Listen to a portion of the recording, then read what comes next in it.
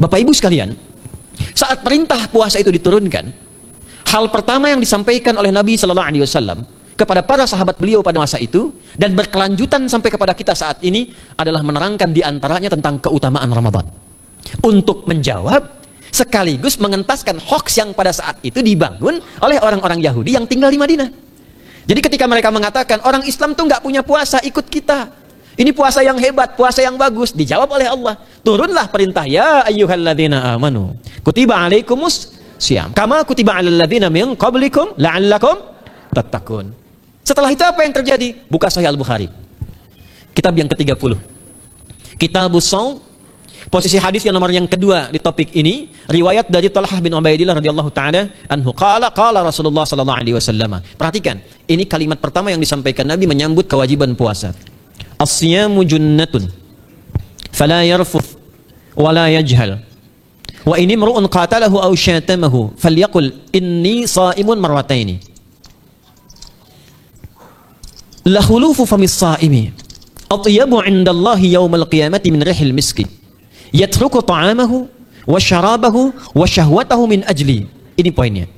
As-siyamu li wa ana ajzi bihi wal hasanatu bi asyri amthaliha. Kata Nabi, puasa kita ini yang kita tunaikan spesial, beda dengan yang lainnya. Jadi ketika Yahudi mengatakan puasa kami ini puasa yang hebat, yang bagus, yang diikuti oleh umatnya Muhammad sallallahu alaihi wasallam, turun ayat, komentar Nabi pertama apa? Puasa kita kepada para sahabat, kepada kita semua, ini puasa yang spesial. As-siyamu. Lihat diksinya. Awas Pak ya, Ibu jangan salah baca. As-siyam, bukan asyab. As-siyam. Disebutkan 9 kali dalam Al-Quran. Ada as-saum, ada as-siyam, itu beda. Kalau saum, sekali disebutkan dalam Al-Quran, surah 19 ayat 26. Saum itu masih umum, kata umum untuk menunjuk kata imsak, menahan secara umum. Bisa berarti puasa yang ada ketentuan aturan, bisa berarti menahan secara singkat. Apa saja yang bersifat menahan, itu saum namanya. Contoh Sayyidah Maryam misalnya, beliau masih makan. Ya, ayat 24, 25 itu masih makan. Goyangkan pohon kurma, jatuh kurmanya, makan kurmanya. Mau minum, ambil airnya, minum. Masih makan, masih minum. Cuman diminta untuk saum. Apa saumnya? Inni nadhartu lirrahmani sauma falam ukallimal yauma insiya. Jangan bicara pada siapapun. Kamu dituduh, kamu berzina, jangan jawab. Biarkan bayinya yang bicara, dan itu mukjizat pertama untuk Isa alaihissalam. Itu nanti dimulai di ayat 31 sampai 33 di surah Maryam, surah 19. Tapi beliau diperintahkan saum. Saumnya apa? Jangan bicara. Jadi kalau bapak masih makan, masih minum, cuman nggak mau bicara dulu sama ibu, itu saum. Mau kemana Abi? Kok nggak jawab? Kenapa nggak bicara? Sedang saum. Saum apa? Nggak mau bicara sama mama. Itu bicara. Contoh. Itu saum. Kalau siam 9 kali disebutkan dalam Al-Quran, itu khusus, spesifik.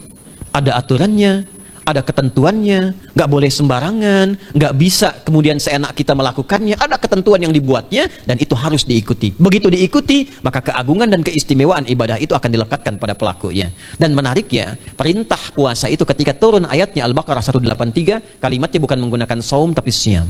Ya ayyuhalladzina amanu kutiba alaikumus. Nah, kata Nabi, asyamu junnatun. Kalau benar puasa kita ini, kita tunaikan yang Ramadan ini, maka dia akan melahirkan satu yang tidak ditemukan pada ibadah lain, yaitu junnah. Ada jinnah, ada jannah, ada junnah. Itu beda.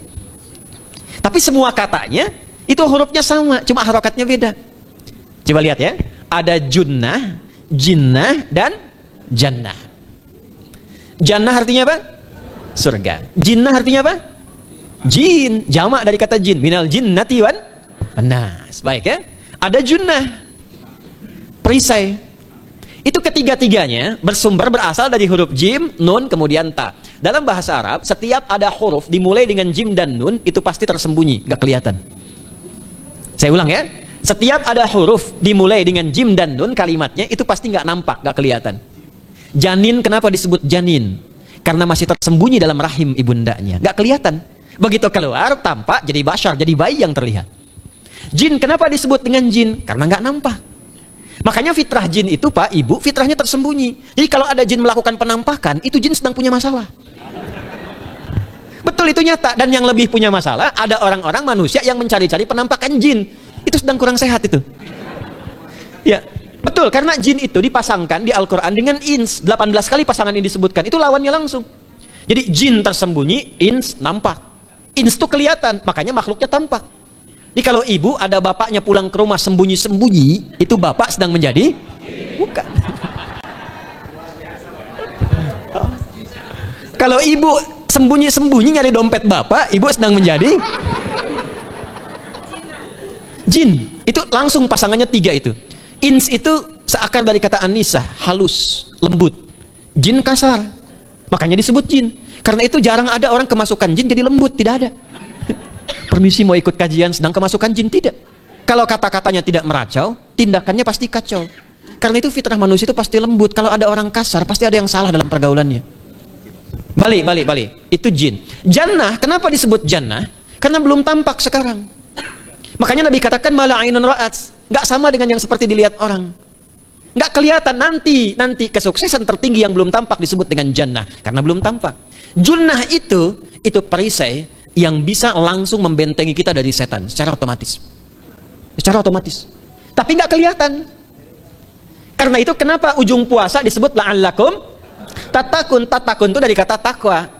Takwa itu dari kata wikoyah. Wikoyah itu artinya perisai. Nah, perisainya tidak tampak dalam diri kita. Tapi kalau terbiasa menunaikan ibadah puasa ini, kata Nabi, yang pertama kali akan terjadi pada orang yang puasanya benar, dia akan mendapatkan perlindungan berupa perisai dari Allah, hasil dari latihan puasanya yang dapat membentengi dia dari setan. Jadi ciri khas puasa Ramadan itu kalau sukses ditunaikan, itu akan terjauh dari godaan setan. Setan itu provokator yang memang hanya mengarahkan pada keburukan. Jadi dia nggak kenal benar. Lawannya malaikat. Malaikat nggak kenal salah, Pak. Nah, supaya terbentengi dari itu semua, kata Nabi SAW, kita itu dihadiahi sekarang oleh Allah. Satu ibadah yang kalau dilakukan ibadah itu akan mengakumulasi ibadah-ibadah yang lainnya, yang saat bersamaan dahsyatnya ibadah ini bisa menghadirkan junnah, perisai yang membentengi dari setan. Karena itu ketika dilakukan ibadahnya, saat yang bersamaan bisa ditahan maksiatnya, ditingkatkan amal solehnya. Setan kan ngajaknya pada yang salah kan? Malaikat ngajak pada yang soleh. Ramadan itu keutamaannya kalau sudah tiba Ramadan, itu selalu kita terdorong pada yang saleh dan tertahan untuk yang salah. Itu hebatnya puasa Ramadan. Kalau nggak percaya silahkan Pak Ibu sekalian. Cuman Ramadan yang saat datang waktunya bisa menghentikan orang berbuat maksiat. Nggak percaya cek. Orang yang punya sifat marah semarah-marahnya, itu saat Ramadan bisa berhenti marah. Buka jam 6 kurang seperempat ada yang provokasi. Dia bisa tahan marah tuh. Istrinya bingung, tumben Pak nggak marah? Ntar habis maghrib. Bisa ditahan. Orang dusta bisa nggak dusta. Dan saat yang bersamaan, teman-teman sekalian, Bapak Ibu, itu bisa terdorong berbuat meningkatkan amal soleh. Sekarang kita keluar dari sini, ada yang minta, belum tentu dikasih. Nanti Ramadan tiba, sudah nyatet berapa yatimnya, berapa du'afanya. Amal soleh naik. Sekarang ada orang ketinggalan sholat fardu, terlambat, masih biasa. Ramadan ketinggalan sunnah, itu gelisah. Betapa ibu-ibu para pejuang yang sangat luar biasa, itu berjuang memperebutkan saf pertama, setelah maghrib untuk menaruh sejadah. Nah, ini pelakunya nih. Tapi itu hebat, Bu. Saya tanya ibu kalau berjuang naruh sejadah setelah maghrib atau bahkan sebelum maghrib, itu sejadah disimpan di saf itu untuk ngejar sholat apa? Tarawih, bukan isanya. Saya tanya pada ibu, tarawih itu hukumnya sunnah atau wajib? Sunnah. Ramadan itu jangan kan yang fardu, ketinggalan sunnah bisa gelisah. Itulah Ramadan. Dan pada saat itulah ketika amal soleh dikerjakan, amal salah ditinggalkan, datanglah junnah, itu perisai yang mengikat setan. Itu yang dimaksudkan di hadis Muslim.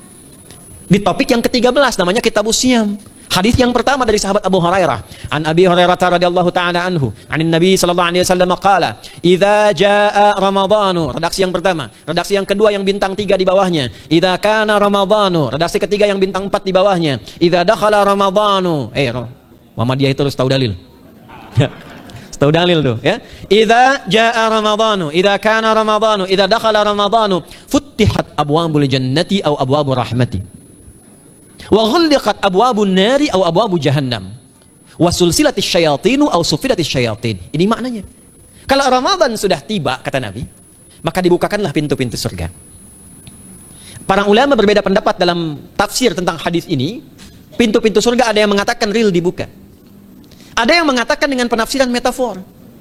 Pintu surga itu pintunya lewat amalan. Ada 8 pintu surga kata Nabi dalam hadis yang lain, ya.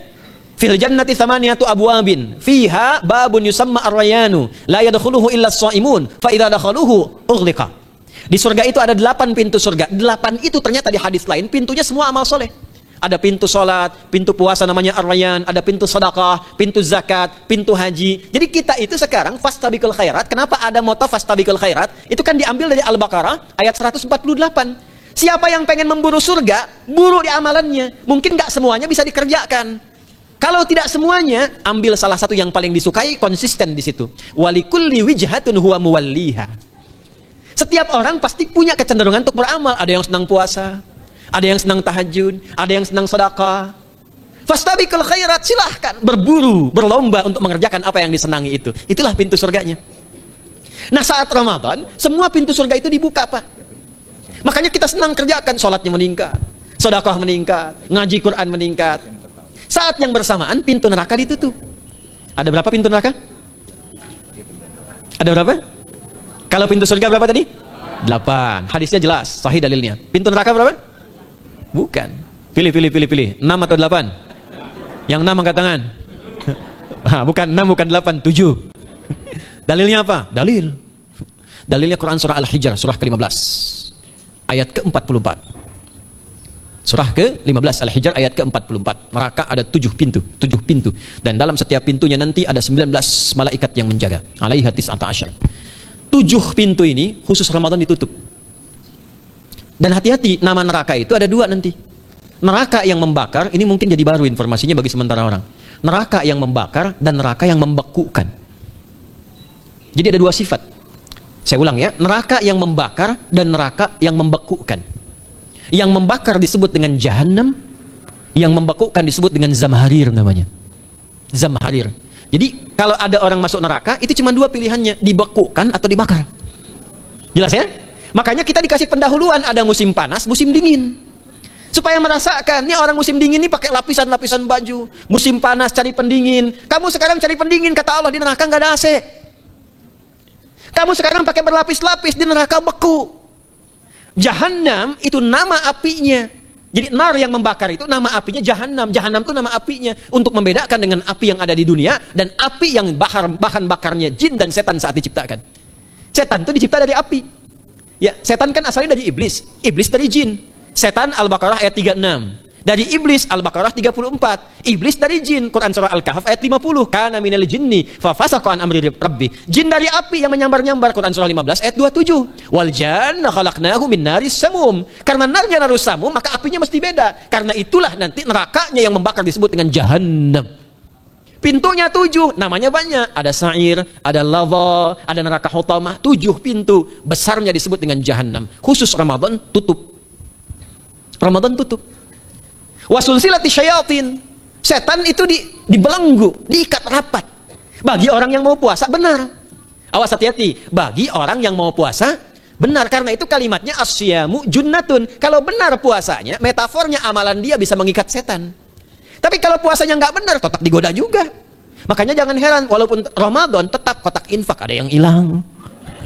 Sendal ada yang hilang. Karena puasanya bukan siam, puasanya saum. Sedangkan diksi Nabi yang mengatakan asyamu junnatun. Puasanya yang harus benar. Nanti kita belajar fikih setelah itu. Saya ingin pendahuluan dulu ya. Setelah itu apa yang kata Nabi katakan? Ini masih mukadimah ya kita ya. Ini luar biasa nih. Ya. Jadi keutamaan Ramadan itu dahsyatnya dengan puasa biasa. Kata Nabi, kalau orang benar puasanya, bebas dia dari setan. Bukan nggak digoda, Allah kasih benteng sehingga setan nggak tembus kepada dia. Itu 1. Itu keutamaan Ramadan. 2, teruskan dulu langsung ke ujung hadisnya saja ya. Kalau yang tadi nanti latihannya fala yarfus fala yajal itu latihan. Yang kedua, Allah langsung yang mengatakan dalam hadis qudsinya, asyamu li wa ana ajzi bihi. Khusus Ramadan, kalau ditunaikan dengan benar, maka semua yang puasa itu aku langsung yang memberikan takaran pahalanya. Sekarang kita hitung-hitungan dikit ya. Bapak Ibu kan senang hitung. Tadi bangun aja kan dihitung kan? Ya, dapatnya sekian, kurangnya sekian, ya usahanya sekian. Sekarang kita ngitung pahala nih. Ada rumus hitung pahala dalam Al-Quran. Ya, saya tanya sebentar. Kalau 1 kita kerjakan ibadah, pahalanya berapa? 10. Dalil. Apa dalilnya? Quran surah ke-6 ayat 160. Man jaa'a baik bil hasanati falahu asyru amthaliha. Siapa yang melakukan satu perbuatan hasanah. Hasanah itu perbuatan baik yang bernilai pahala. Itu hasanah namanya. Pahalanya disebut ajrun namanya. lahum ajrun ghairu mamnun. Jadi perbuatan baik yang bernilai pahala disebut apa? Hasanah. Ya, eksekusinya, implementasinya disebut amal soleh.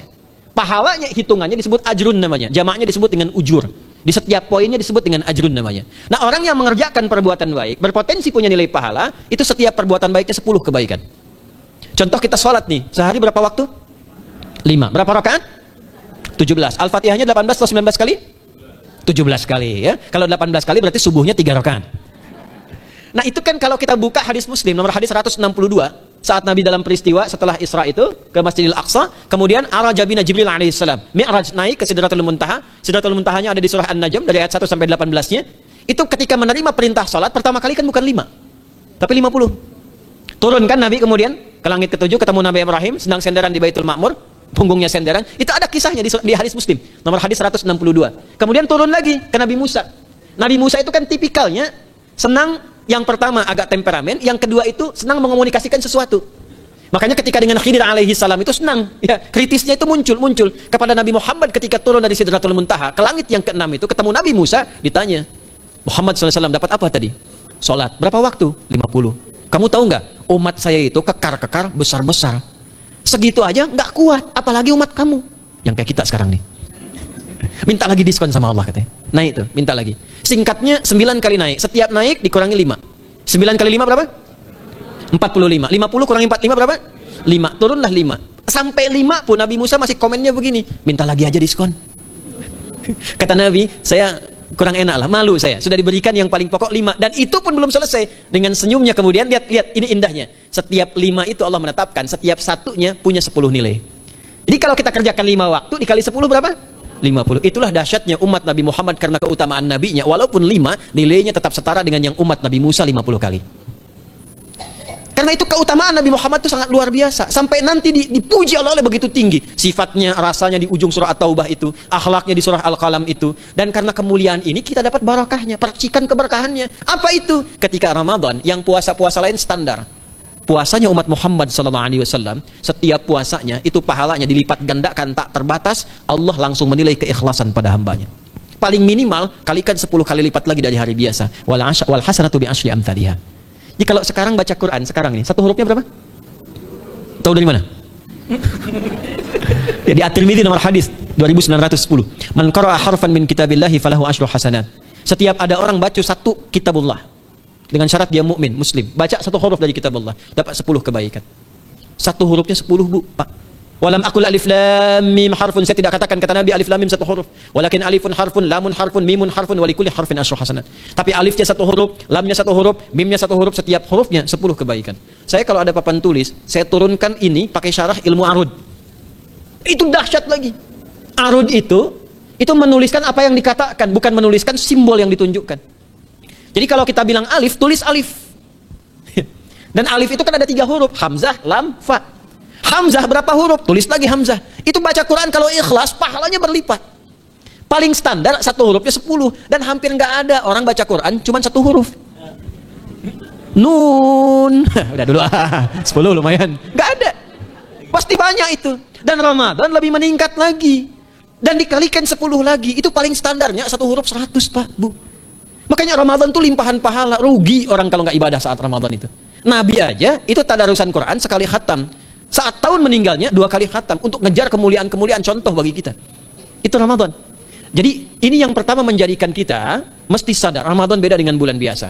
Maka disampaikan oleh Nabi yang pertama ada pelipat gandaan pahala. Yang kedua ada perisai yang bisa menjauhkan kita dari setan. Yang ketiga, saya tutup mukadimahnya, yang ketiga, hanya Ramadan yang siang malam melahirkan ampunan Allah Subhanahu wa taala. Siang malam. Kita kalau mau nyari ampunan, itu bisa kapanpun minta ampun. Tapi ada waktu-waktu yang sangat strategis dan tempat-tempat yang sangat efektif mempercepat mengabulkan doa. Contoh waktu misal sepertiga malam. Itu cepat terkabul doa, hadisnya qudsi. Di antara azan dan iqamah. Waktu singkat di waktu Jumat, ada yang menafsirkan antara duduk khutbah 1 dan 2, ada yang menafsirkan waktu asar menjelang ke maghrib. Dan itu nanti sepeninggal Nabi ada di antara istri Nabi SAW memburu waktu singkat yang luar biasa ini untuk berdoa. Hafal doanya ya? Allahumma kfina bihalalika an haramik ba'udhina bi ta'atika an ma'siyatik wa bi fadlika amman siwak. Itu dibiasakan di hari Jumat dibacakan. Ya, hafal nggak? Nanti diputar lagi videonya ya. Kan ini kita sampai lihat lagi. Ya, kembalikan. Ada yang sifatnya tempat. mihrab. Mihrab itu mustajab. Makanya kenapa imam itu di mihrab? Karena mewakili makmum untuk berdoa. Karena itu pilih imam yang betul-betul paham fikih salat, bagus bacaannya, dan ngerti fikih salat, supaya dia sebelum salat melihat ke belakang. Itu bukan cuma merapatkan barisan, tidak, untuk melihat siapa yang salat. Apakah tahan berdiri lama kalau dibacakan bacaan panjang, atau ada yang buru-buru, lalu bacaannya apa yang sesuai untuk makmumnya. Itu fikihnya. Karena itu tempatnya di mihrab, dan mihrab itu viral, tempat yang cepat mengabulkan doa. Maryam itu punya mihrab. Nabi Zakaria saat minta keturunan, itu mohon kepada Allah di mihrabnya Maryam. Ali Imran ayat 38 sampai 39. Hunalika da'a Zakaria rabbah, qala rabbi habli min ladunka dzurriyyatan thayyibah innaka sami'ud du'a. Fanadatul malaikatu wa huwa qa'imun yusalli fil mihrab. Cepat terkabul doa. Masjid cepat terkabul doa. Tapi Ramadan itu menggabungkan semuanya. Nggak usah tunggu sepertiga malam. Siangnya diampuni, malamnya diampuni. Apa dalilnya? Untuk malam lekat dengan ibadah qiyam namanya. Man qama ramadhana imanan wahtisaban ghufira lahu ma taqaddama min. Siapa yang mampu menghidupkan Ramadan di malam harinya. Dan jangan salah Bapak Ibu sekalian, awas jangan salah ya. Ramadan itu satu paket ibadahnya.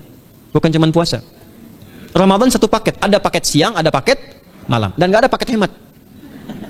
Full. Ada siang, ada malam. Dan itu semua sama, cuma beda satu huruf. Hadisnya sama, ibadahnya juga diksinya sama, cuma beda sehuruf. Malamnya qiyam, siangnya siam. Awas ya, malamnya apa? Qiyam, siangnya apa? Siam. Cuma beda satu huruf. Dan itu satu paket. Jadi kalau Anda tertinggal, jangan Anda lah, jangan kita. Kalau ada orang yang tidak mengerjakan semalam, misalnya qiyamnya, cuman siamnya, sah puasanya, benar sesuai rukun, sah. Cuman tidak sempurna keutamaan Ramadannya. Karena itu Allah mengatakan kalau sedang puasa, sempurnakan dengan ibadah malamnya. Itu ada di Al-Baqarah ayat 187. Tsumma atimmus syiyama ilal lail. Muqaddimatul lail, maghribnya untuk puasa, lail atasnya untuk qiyam. Orang yang mampu menghidupkan ibadah malam, jangan salah ya, nanti kita mulai puasa, insya Allah yang pertama dimulai ibadah malam, qiyam, bukan siam. Jadi jangan terlampau soleh, puasanya nanti nunggu fajar. Malam itu qiyam. Nah qiyam ini ada potensi ampunan dosa Pak Bu. Jadi kalau kita manfaatkan ibadah ini dengan benar, misal ya, kita kan nggak tahu ajal nih. Tiba-tiba kemudian kita manfaatkan qiyam bangun, ditunaikan dengan benar, itu Masya Allah. Meninggal misal dalam sujud, itu jaminannya, ghufira lahu ma taqaddama min dzambi. Siapa yang benar ibadah qiyamnya, sampai detik itu, ditunaikan karena imannya, ikhlas karena Allah, saat bersamaan dia introspeksi diri, begitu dia tunaikan, misal dia meninggal, misal saja, semua dosa-dosa yang pernah dia tunaikan diampuni pada saat itu. Ma itu tanpa batas. Ma taqaddama min dzambi, ma semua yang pernah dia kerjakan dalam hidupnya. Karena itu viral. Sayyidah Aisyah itu pernah minta petunjuk pada Nabi di hadis Muslim. Bertanya pada Rasulullah, "Ya Rasulullah, kalau malamnya saya pengen ibadah dan qadar Allah bertepatan dengan malam Al-Qadar, apa yang saya minta?" Itu sampai diajarkan oleh Nabi doanya, dan doanya sahih. Di At-Tirmidzi dikuatkan lagi dengan lebih lengkap redaksinya. Kata Nabi, kalau engkau bersamaan dengan itu malam hari bangun, bersamaan, faquli, katakanlah, Allahumma innaka afuwun karim, tuhibbul afwa fa'fu anni. Nanti di hadis yang Muslim, Allahumma innaka afuwun, di At-Tirmidzi ada kata karimnya. Innaka afuwun karim, tuhibbul afwa fa'fu anni. Itu malam, Bu. Biasanya nunggu sepertiga malam, waktu sahar. Ya, jadi waktu sahar itu waktu singkat menjelang fajar. Kalau subuh sekarang 4:08, itu kira-kira sahar tuh jam setengah 4 lah. Ya, 3:30 sampai jam 4 itu namanya sahar. Bukan lail. Kalau lail dari ba'da isya sampai sahar. Sekarang isya setengah 8 misalnya, jam 8 tuh sampai setengah 4 namanya lail. Jelas ya? Lail itu malam, jamaknya layali. Turunannya lela, lili, lala itu malam. Ya, ibu leli, ibu malam-malam gitu ya. Gitu. Nah, itu waktu menjelang fajar setelah lail sahar, jamaknya ashar. Ashar itu disampaikan di Al-Qur'an waktu terbaik untuk istighfar. Quran surah 51 ayat 18. Wabil ashari hum yastaghfirun. Yang biasa istighfar berpeluang dapat ridha Allah dan disiapkan surga terbaik melebihi kemewahan dunia. Itu ada di ayat ke-16, 17, 18. Ya, dari ayat 15-nya, 16-nya, 17-nya adalah untuk yang saharnya, 16-nya itu kalimatnya. Ya, 16-nya yang dengan mengatakan Rabbana amanna faghfir lana dzunubana wa qina adzabannar. Ayat 17-nya as-sabirina was-sadiqina wal qanitina wal munfiqina wal mustaghfirina bil ashar. Itu hari biasa seperti sekarang, Ramadan dari ba'da isya sampai terus lagi sampai masuk waktu fajar, siangnya pun masih ada ampunan Allah. Man shoma ramadhana imanan wahtisaban ghufira lahu ma taqaddama min. Saya tanya sekarang, siapa yang enggak punya dosa boleh angkat tangan? Yang dosanya banyak boleh angkat tangan. Tuh, saking banyaknya kita nggak bisa ngangkat. Sekarang rubah kalimatnya, yang ingin masuk surga angkat tangan. Insya Allah. Yang ingin surga Firdaus angkat tangan. Tuh. Maka ironi itu tampak dalam perilaku kita. Pengen ke surga, tingkatan Firdaus, tapi ngaku dosa banyak. Itu dia. Maka Allah punya sifat Rahman dan Rahim. Rahman untuk dunia, Rahim untuk akhirat. Maka diberikanlah kesempatan Ramadan untuk menggugurkan semua dosa itu. Karena itulah Bapak Ibu sekalian, penting kita menyiapkan, karena nunggu Ramadan itu nggak mudah. Dan nggak semua orang itu akan sampai kepada momen yang dimaksudkan. Karena itulah malaikat Jibril itu langsung komen. Ya, jadi ada dua riwayat nih, Nabi yang berdoa, malaikat yang mengaminkan, ada malaikat yang berdoa, Nabi yang mengaminkan. Jadi Nabi akan naik memberikan tausiah di mimbarnya. Mimbar Nabi itu ada 3 gundakan. Begitu naik ke gundakan pertama, ada 3 gundakan. Lalu tibalah kemudian beliau bersabda. Ada riwayat Nabi yang berkata, malaikat mengaminkan. Ada riwayat sebaliknya, malaikat yang berkata, Nabi mengaminkan. Raghima anfu rajulin. Awas, hati-hati nih. Raghima anfu rajulin liman adraka ramadhana falam yughfar lahu. Terhina di hadapan Allah Subhanahu wa taala. Kotor dirinya. Bu'dan, jauh dari rahmat Allah. Liman adraka ramadhana, siapa yang sudah disampaikan ke bulan Ramadan falam yughfar lahu, tapi tak mampu mendapat ampunan Allah Subhanahu wa taala. Karena itulah saya ingin cepat. Satu, kenapa Ramadan istimewa? Karena ada ampunan Allah yang sangat luar biasa. Kenapa Ramadan istimewa? Karena ada pelipat gandaan pahala. Kenapa Ramadan istimewa? Karena ada peluang untuk menjauhkan dari setan. Dan yang terakhir, Ramadan istimewa karena semua waktu siang dan malam mempercepat terkabulnya doa. Itu yang dijamin di ayat 186 dalam rangkaian ayat Syam dari ayat 183 sampai 187. Ayat 186-nya khusus untuk mempercepat terkabulnya doa. Wa idza sa'alaka 'ibadi 'anni fa inni qarib. Ujibu da'watad da'i idza da'an. Falyastajibu li wal yu'minu bi la'allahum yarshudun. Tafsirnya apa? Hadis Nabi sallallahu alaihi wasallam. Thalathatun la turaddu da'watuhum. Al-imamul 'adil was-sha'ima hatta yuftira. Wa da'watul mazlum. 3 golongan yang doanya sulit sekali ditolak. Yang pertama, imam yang adil. Yang kedua adalah orang puasa sampai berbuka. Dan ketiga, doa orang yang terzalimi. Jadi kalau Bapak Ibu pengen cepat dikabulkan doanya, secepat kilat, maka jadilah pemimpin yang adil. Kalau belum mampu, latihan puasa. Kalau belum mampu lagi, banyak-banyak terzalimi. Dan berdoa.